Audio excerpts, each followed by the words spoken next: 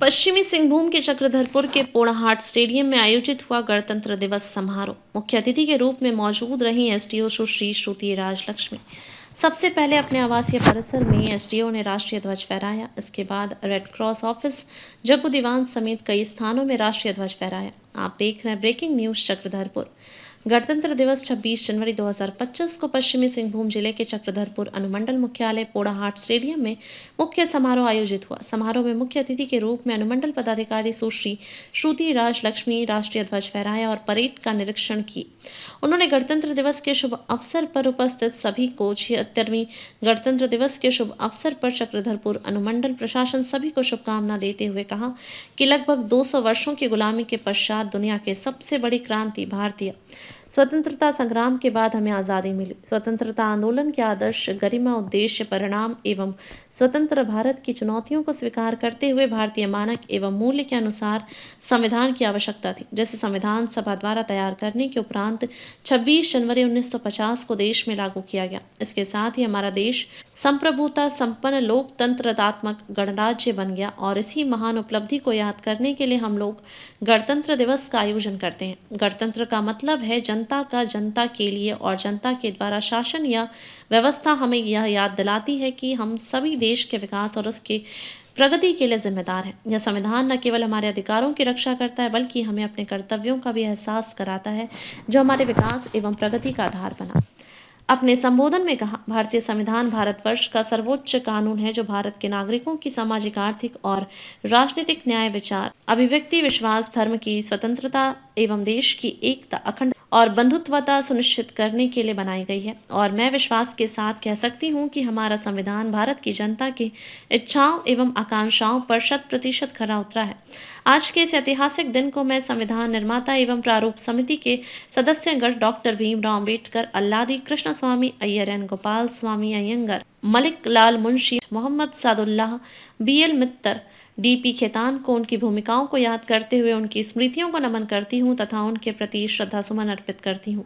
भारत एक लोकतांत्रिक देश है जिसके तहत प्रत्येक वयस्क नागरिक को मताधिकार प्राप्त है। मताधिकार का प्रयोग करने हेतु मतदाता सूची में नाम अंकित होना आवश्यक है। मतदाता सूची विशेष संक्षिप्त पुनरीक्षण कार्यक्रम 2024 के तहत चक्रधरपुर विधानसभा क्षेत्र 56 चक्रधरपुर में 18 वर्ष से अधिक उम्र के नए कुल 10,573 मतदाताओं का ऑनलाइन पंजीकृत किया गया है। कुल 6,136 मृत मतदाताओं को हटाया गया तथा कुल 22,291 वोटर कार्ड सुधार किया गया। इस प्रकार चक्रधरपुर विधानसभा क्षेत्र 50 चक्रधरपुर में कुल मतदाताओं की संख्या 2,09,112 हो गई है।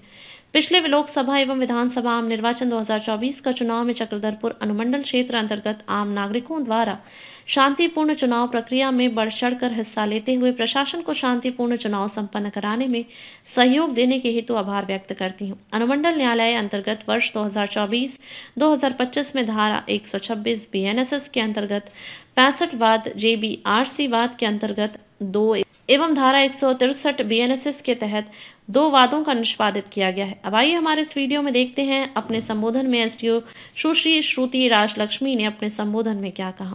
स्वतंत्रता आंदोलन के आदर्श, गरिमा, उद्देश्य, परिमाण एवं स्वतंत्र भारत की चुनौतियों को स्वीकार करते हुए भारतीय मानक एवं मूल्य के आधार के अनुसार संविधान की आवश्यकता थी, जिसे संविधान सभा द्वारा तैयार करने के उपरांत 26 जनवरी 1950 को देश में लागू किया गया। इसके साथ ही हमारा देश संप्रभुता संपन्न लोकतंत्रात्मक गणराज्य बन गया और इसी महान उपलब्धि को याद करने के लिए हम सभी गणतंत्र दिवस का आयोजन करते हैं। गणतंत्र का मतलब होता है जनता का, जनता के लिए और जनता के द्वारा। यह व्यवस्था हमें याद दिलाती है कि हम सभी को अपने देश के विकास और उसकी प्रगति के लिए जिम्मेदारी लेनी चाहिए। यह संविधान न केवल हमारे अधिकारों की रक्षा करता है बल्कि हमें अपने कर्तव्यों का भी एहसास कराता है, जो हमारे विकास एवं प्रगति का आधार बना है।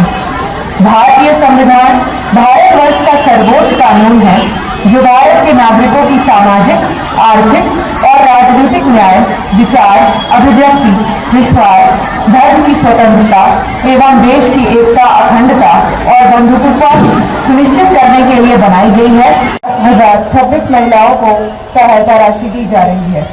दिव्यांग पेंशन योजना अंतर्गत कुल 1095 लाभुकों को सहायता राशि दी जा रही है। पारिवारिक हित लाभ योजना अंतर्गत कुल 79 परिवारों को सहायता राशि दी जा रही है। अगर कल्याण योजनाओं की बात करें तो अनुमंडल अंतर्गत 15,728 जरूरतमंदों के बीच कंबल का वितरण किया गया है। अनुमंडल अंतर्गत 9295 साइकिलों का वितरण छात्र छात्राओं के बीच में किया गया है। अभय आवास योजना कुल 7,834 लाभुकों को आवास की स्वीकृति दी गई है। कुल 2,075 किसानों को किसान क्रेडिट कार्ड से लाभान्वित किया गया है। कुल 175 किसानों को प्रधानमंत्री कुसुम योजना के तहत सोलर सेट दिया गया है। कुल 16,416 किसानों को बिरसा प्रधानमंत्री फसल बीमा योजना के तहत बीमा कराया गया है। बिरसा सिंचाई कूप योजना अंतर्गत 1623 लाभुकों को लाभ दिया गया है। वीर शहीद पोटोहो खेल मैदान योजना के अंतर्गत 177 खेल मैदान तैयार किए गए हैं।